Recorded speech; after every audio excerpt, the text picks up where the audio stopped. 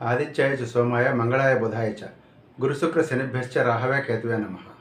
ఓం శ్రీ గణేశ శారద మాతృశ్రీ గురుభ్యోం నమ. జూలై 2026 గోచార ఫలాలు ఈరోజు మనం తెలుసుకుందాం. మిత్రులారా, కన్యారాశి జూలై 2026 గోచార ఫలాలు ఎలా ఉన్నాయో చూద్దాం ఒకసారి. కన్యారాశి అంటే ఉత్తర లేదా ఉత్తర ఫల్గుణి నక్షత్రం 2, 3, 4 పాదాల వారు, హస్త 1, 2, 3, 4 పాదాల వారు, చిత్త 1, 2 పాదాల వారు, వీళ్ళందరూ కూడా కన్యారాశి కిందకు వస్తారు. ఈ కన్యారాశి వారికి ఈ సంవత్సరం బేసిక్గానే పట్టిందల్లా బంగారం.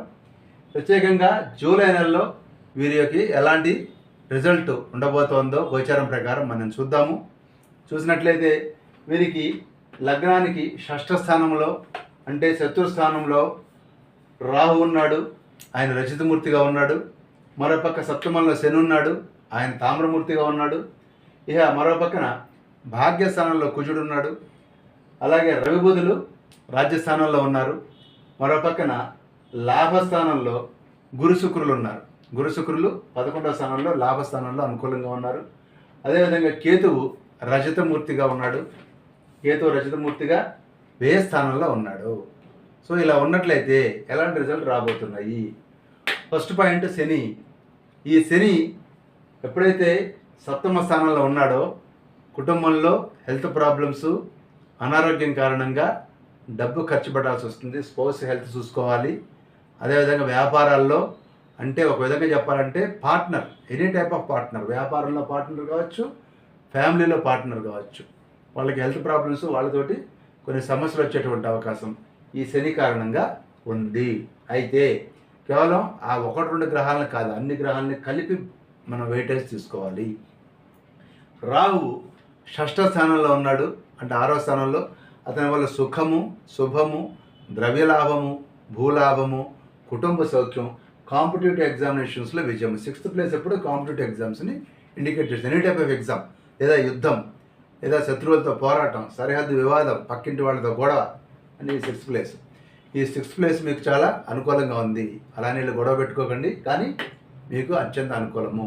మరోపక్క 12th ఉన్నటువంటి కేతువు ద్వారా, వ్యయస్థానంలో కేతు ఉన్నప్పుడు మీకు వైరాగ్యం ఉంటుంది, ధనలాభం ఉంటుంది, పురాణ కాలక్షేపము, ఆధ్యాత్మిక జ్ఞానాన్ని ఆర్జిస్తారు, జ్ఞానం అభివృద్ధి చెందుతుంది, పుణ్యక్షేత్రాలు, పవిత్ర క్షేత్రాలకి దర్శనం చేస్తారు. అదేవిధంగా ఖర్చు, హెల్త్ ప్రాబ్లమ్స్ కూడా వచ్చేటువంటి అవకాశం కూడా ఈ కేతువు కారణంగానే ఉంది. ఏదైనా ఇది వైరాగ్య కారకుడు కేతువు వ్యయంలో ఉన్నాడు కాబట్టి ఇవన్నీ లక్షణాలు ఉన్నాయి. అన్నిట్లో గొప్ప విషయం ఏంటంటే 11వ స్థానంలో గురువు గారు ఉచ్చ స్థితిలో ఉన్నాడు. ఈయన కారణంగా సంతాన అభివృద్ధి, వివాహము, కుటుంబ సౌఖ్యము, సర్వకార్య విజయము, నూతన కృషి లాభము, గౌరవము, రాజగౌరవము, సంచార సుఖం అంటే మీ జర్నీస్ బాగా వర్కౌట్ అవుతాయి, కీర్తి, యత్న కార్యసిద్ధి, వృత్తి ఉద్యోగాల్లో ప్రమోషన్లు, ఇవన్నీ కూడా మీకు గురువు 11లో ఉండి ఇవ్వబోతూ ఉన్నాడు. అయితే కుజుడు గురించి మాట్లాడుకోవాలి. ఈయన మళ్ళీ మీ తండ్రి వలన మీకు కొన్ని ఖర్చులు అయ్యేటువంటి అవకాశం, పెద్దలతోటి సమస్యలు, పెద్దలతోటి గొడవలు, బాడీ పెయిన్స్, లొకేషన్లో మారటం, జాబ్లో చిన్న చిన్న లొకేషన్స్ మారటం, అలాగే జర్నీస్లో కొంచెం డిలే అవ్వటం, ఫ్లైట్లు, ట్రైన్లు, ఈ విధంగా కొంత అవసరం పడతారు ఈ కుజుడు కారణంగా. అయితే మిగిలిన గ్రహాలన్నీ మళ్ళీ చాలా అనుకూలంగా ఉన్నాయి. ఉదాహరణకు రవి రాజ్యస్థానంలో ఉండి మీకు డబ్బు ఇస్తాడు, ఆస్తి సంపదల వృద్ధి, కార్యజయము, బంధుమిత్ర సమాగమం, వృత్తి ఉద్యోగాల్లో అభివృద్ధి, గౌరవ సత్కారాలు, పెద్దల దర్శనాలు, ప్రియ భాషణ, శత్రు విజయం, ఇవన్నీ కూడా రవిస్తాడు. కొంచెం అప్పుడప్పుడు నలతగా కూడా ఉంటుంది రవి కారణంగానే.